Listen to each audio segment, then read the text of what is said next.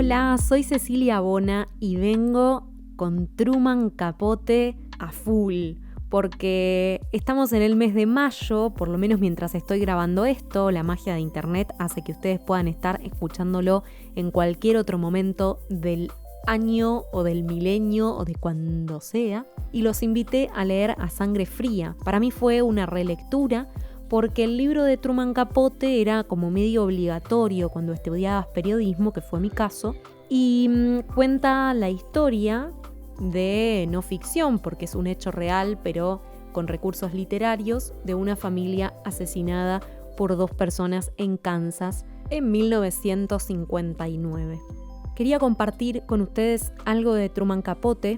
Sus textos, por ejemplo, los conocen tal vez de Desayuno en Tiffany's. Está su compilado Música para Camaleones de 1980, y es de ahí que tomé el prefacio. En el prefacio, Capote nos habla de su forma de escribir, de sus demonios, de sus fantasmas, de cómo él empezó a entender que la escritura iba a ser el recurso con el que se iba a comunicar y quería trabajar de eso. Entonces pensé que muchos, seguramente de los que escuchan esta lista, son aspirantes a escritores o tienen ganas de mejorar su forma de escribir, y los que no puedan igual sentirse atraídos por el formato de lo que nos cuenta Capote. Así que elegí para hoy prefacio de Música para Camaleones del mismísimo estadounidense Truman Capote. Vamos a la lectura.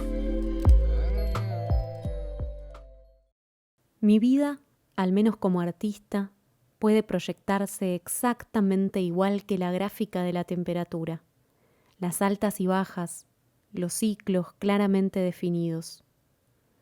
Empecé a escribir cuando tenía 8 años, de improviso, sin inspirarme en ejemplo alguno. No conocía a nadie que escribiese y a poca gente que leyese. Pero el caso era que solo me interesaban 4 cosas: leer libros, ir al cine, bailar zapateado y hacer dibujos. Entonces un día comencé a escribir, sin saber que me había encadenado de por vida a un noble pero implacable amo. Cuando Dios le entrega a uno un don, también le da un látigo, y el látigo es únicamente para autoflagelarse. Pero por supuesto, yo no lo sabía. Escribí relatos de aventuras, novelas de crímenes, comedias satíricas, cuentos que me habían referido antiguos esclavos y veteranos de la guerra civil. Al principio fue muy divertido.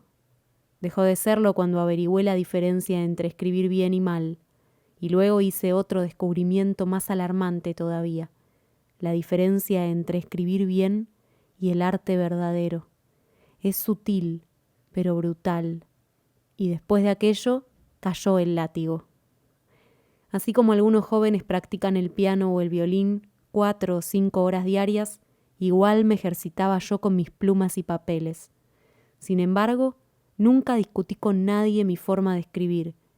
Si alguien me preguntaba lo que tramaba durante todas aquellas horas, yo le contestaba que hacía los deberes. En realidad jamás hice los ejercicios del colegio. Mis tareas literarias me tenían enteramente ocupado.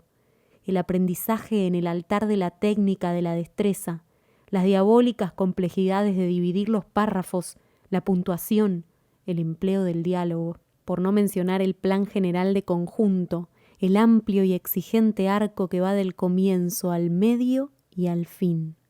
Hay que aprender tanto y de tantas fuentes, no solo de los libros, sino de la música, de la pintura y hasta de la simple observación de todos los días.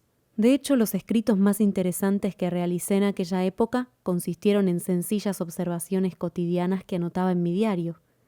Extensas narraciones al pie de la letra de conversaciones que acertaba a oír con disimulo. Descripciones de algún vecino. Habladurías del barrio. Una suerte de informaciones, un estilo de ver y oír que más tarde ejercerían verdadera influencia en mí, aunque entonces no fuera consciente de ello.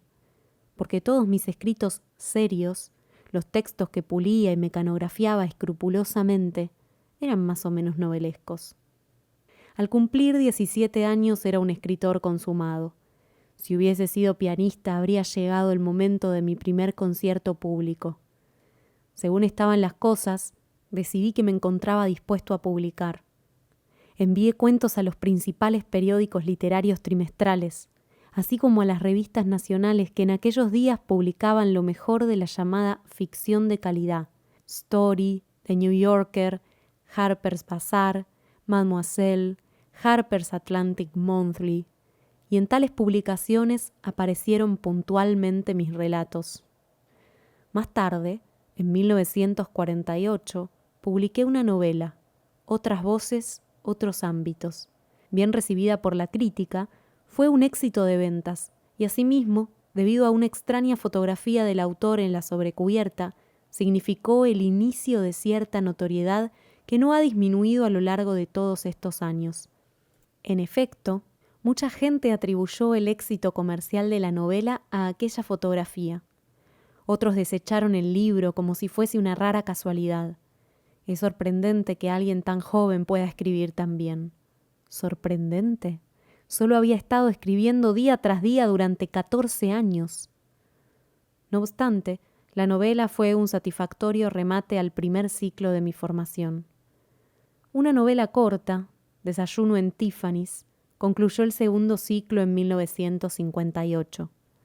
Durante los 10 años intermedios experimenté en casi todos los campos de la literatura, tratando de dominar un repertorio de fórmulas y de alcanzar un virtuosismo técnico tan fuerte y flexible como la red de un pescador. Desde luego fracasé en algunas de las áreas exploradas, pero es cierto que se aprende más de un fracaso que de un triunfo. Sé que aprendí, y más tarde pude aplicar los nuevos conocimientos con gran provecho. En cualquier caso, durante aquella década de investigación, escribí colecciones de relatos breves, A Tree of Night, A Christmas Memory, ensayos y descripciones, Local Color, Observations, la obra contenida en The Dog's Bark, comedias, The Grass Harp, House of Flowers, guiones cinematográficos, Beat the Devil, The Innocents, y gran cantidad de reportajes objetivos, la mayor parte para The New Yorker. En realidad, desde el punto de vista de mi destino creativo, la obra más interesante que produje durante toda esa segunda fase apareció primero en The New Yorker, en una serie de artículos, y a continuación en un libro titulado The Muses Are Heard. Trataba del primer intercambio cultural entre la URSS y los Estados Unidos. Un recorrido por Rusia llevado a cabo en 1955 por una compañía de negros americanos que representaba Porgy and Bess. Concebí toda la aventura como una breve novela real cómica, la primera. Unos años antes, Lillian Ross había publicado Picture, su versión sobre la realización de una película, The Red Badge of Courage, con sus cortes rápidos, sus saltos hacia adelante y hacia atrás. También era como una película, y mientras la leía me pregunté ¿qué habría pasado si la autora hubiese prescindido de su rígida disciplina lineal al recoger los hechos de modo estricto y hubiera manejado su material como si se tratara de ficción? ¿Habría ganado el libro o habría perdido? Decidí que si se presentaba el tema apropiado, me gustaría intentarlo. Porgy and Bess y Rusia, en lo más crudo de su invierno, parecía ser el tema adecuado. The Muses Are Here recibió excelentes críticas. Incluso fuentes por lo general poco amistosas hacia mí se inclinaron a alabarlo. Sin embargo, no atrajo ninguna atención especial y las ventas fueron moderadas. Con todo, aquel libro fue un acontecimiento importante para mí. Mientras lo escribía, me di cuenta de que podría haber encontrado justamente una solución para lo que siempre había sido mi mayor problema creativo. Durante varios años me sentí cada vez más atraído hacia el periodismo como forma artística en sí misma. Tenía dos razones. En primer lugar, no me parecía que hubiese ocurrido algo verdaderamente innovador en la literatura en prosa, ni en la literatura en general, desde la década de 1920. En segundo lugar, el periodismo como arte era un campo casi virgen, por la sencilla razón de que muy pocos artistas literarios han escrito alguna vez periodismo narrativo, y cuando lo han hecho, ha cobrado la forma de ensayos de viaje o de autobiografías. The Muses Are Here me situó en una línea de pensamiento enteramente distinta. Quería realizar una novela periodística, algo a gran escala que tuviera la credibilidad de los hechos, la inmediatez del cine, la hondura y libertad de la prosa y la precisión de la poesía. No fue hasta 1959 cuando algún misterioso instinto me orientó hacia el tema, un oscuro caso de asesinato en una apartada zona de Kansas, y no fue hasta 1966 cuando pude publicar el resultado, A Sangre Fría. En un cuento de Henry James, creo que The Middle Years, su personaje, un escritor en las sombras de la madurez, se lamenta: vivimos en la oscuridad, hacemos lo que podemos, el resto es la demencia del arte, o palabras parecidas. En cualquier caso, Mr. James lo expone en toda la línea. Nos está diciendo la verdad, y la parte más negra de las sombras, la zona más demencial de la locura, es el riguroso juego que conlleva. Los escritores, cuando menos aquellos que corren auténticos riesgos, que están ansiosos por morder la bala y pasar la plancha de los piratas, tienen mucho en común con otra casta de hombres solitarios, los individuos que se ganan la vida jugando al billar y dando cartas. Mucha gente pensó que yo estaba loco por pasarme 6 años vagando a través de las llanuras de Kansas. Otros rechazaron de lleno mi concepción de la novela real, declarándola indigna de un escritor serio. Norman Mailer la definió como un fracaso de la imaginación, queriendo decir, supongo, que un novelista debería escribir acerca de algo imaginario en vez de algo real. Sí, fue como jugarse el resto al póker. Durante 6 exasperantes años estuve sin saber si tenía o no un libro. Fueron largos veranos y crudos inviernos, pero seguí dando cartas, jugando mi mano lo mejor que sabía. Luego resultó que tenía un libro. Varios críticos se quejaron de que novela real era un término para llamar la atención, un truco publicitario, y que en lo que yo había hecho no figuraba nada nuevo ni original. Pero hubo otros que pensaron de modo diferente, otros escritores que comprendieron el valor de mi experimento y enseguida se dedicaron a emplearlo personalmente. Y nadie con mayor rapidez que Norman Mailer, quien ganó un montón de dinero y de premios escribiendo novelas reales, The Armies of the Night, Of a Fire on the Moon, The Executioner's Song, aunque siempre ha tenido cuidado de no describirlas como novelas reales. No importa, es un buen escritor y un tipo estupendo, y me resulta grato el haberle prestado algún pequeño servicio. La línea en zigzag que traza mi fama como escritor ha alcanzado una altura satisfactoria, y ahí la dejo descansar antes de pasar al cuarto y espero que último ciclo. Durante 4 años, más o menos de 1968 a 1972, pasé la mayor parte del tiempo leyendo y seleccionando, reescribiendo, catalogando mis propias cartas y las cartas de otras personas, mis diarios y cuadernos de notas, que contienen narraciones detalladas de centenares de situaciones y conversaciones de los años de 1943 a 1965.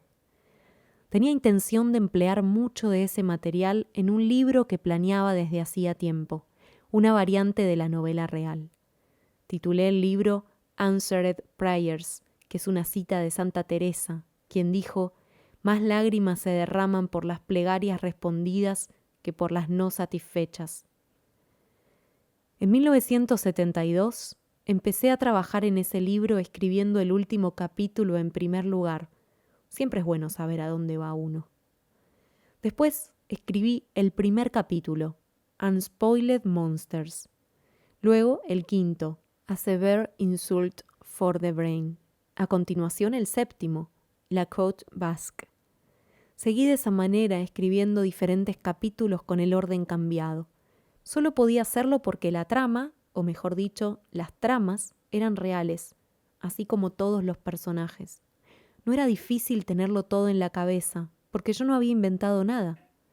Y sin embargo, Answered Prayers no está pensada como un roman à clef ordinaria, una forma donde los hechos están disfrazados como ficción. Mi propósito es lo contrario, eliminar disfraces, no fabricarlos. En 1975 y 1976 publiqué 4 capítulos de ese libro en la revista Esquire. Provocaron la ira de ciertos círculos, donde pensaron que yo estaba traicionando confianzas, abusando de amigos y o enemigos. No tengo intención de discutirlo. El tema incluye política social, no mérito artístico.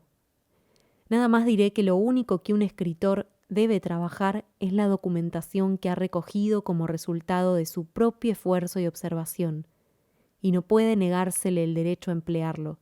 Se puede condenar, pero no negar.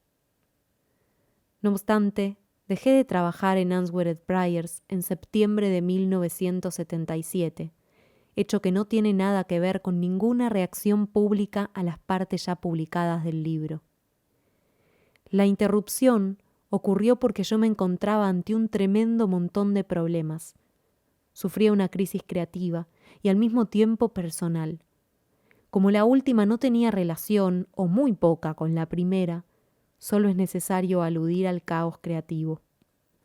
Ahora, a pesar de que fue un tormento, me alegro de que ocurriese. En el fondo modificó enteramente mi concepción de la escritura, mi actitud hacia el arte y la vida y el equilibrio entre ambas cosas, y mi comprensión de la diferencia entre lo verdadero y lo que es realmente cierto. Para empezar, creo que la mayoría de los escritores, incluso los mejores, son recargados. Yo prefiero escribir de menos. Sencilla, claramente, como un arroyo del campo. Pero noté que mi escritura se estaba volviendo demasiado densa, que utilizaba 3 páginas para llegar a resultados que debería alcanzar en un simple párrafo.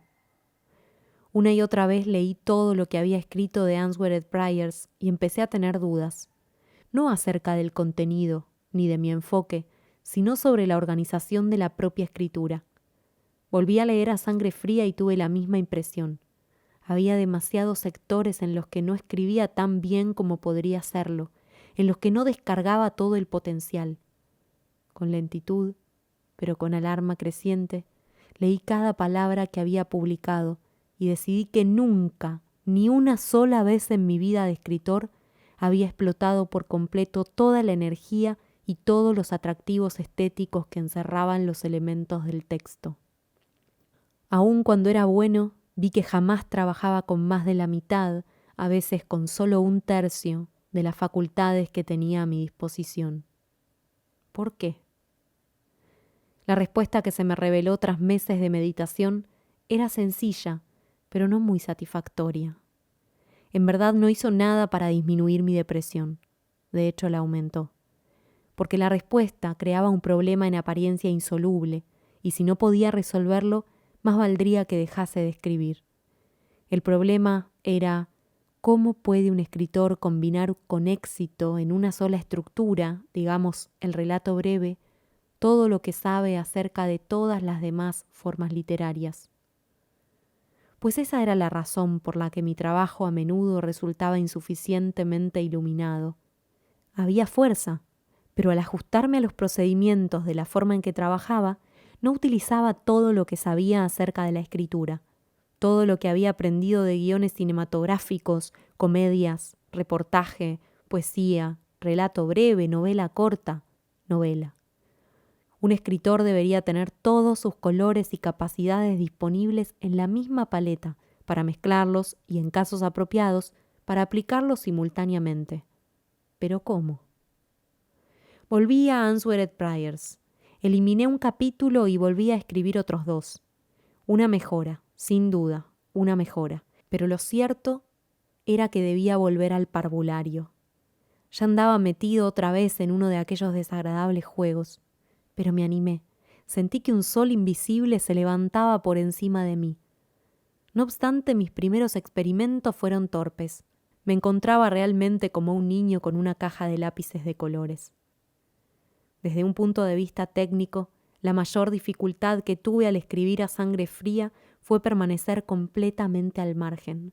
Por lo común, el periodista tiene que emplearse a sí mismo como personaje, como observador y testigo presencial, con el fin de mantener la credibilidad. pero creí que para el tono aparentemente distanciado de aquel libro, el autor debería estar ausente. Efectivamente, en todo el reportaje intenté mantenerme tan encubierto como me fue posible. Ahora, sin embargo, me situé a mí mismo en el centro de la escena y de un modo severo y mínimo. Reconstruí conversaciones triviales con personas corrientes. El administrador de mi casa, un masajista del gimnasio, un antiguo amigo del colegio, mi dentista. Tras escribir centenares de páginas acerca de esa sencilla clase de temas, terminé por desarrollar un estilo. Había encontrado una estructura dentro de la cual podía integrar todo lo que sabía acerca del escribir. Más tarde, utilizando una versión modificada de ese procedimiento, escribí una novela real corta, ataúdes tallados a mano, y una serie de relatos breves. El resultado es el presente volumen, Música para camaleones. ¿Y cómo afectó todo esto a mi otro trabajo en marcha, Answered Prayers? En forma muy considerable. Entretanto, aquí estoy en mi oscura demencia, absolutamente solo con mi baraja de naipes y, desde luego, con el látigo que Dios me dio.